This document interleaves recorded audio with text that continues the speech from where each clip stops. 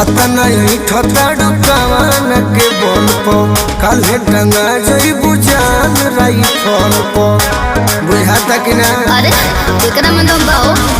अतना ठताड़ू कवान के बोल पो काले टंगा जई बुझान रही फोन पो एरिया के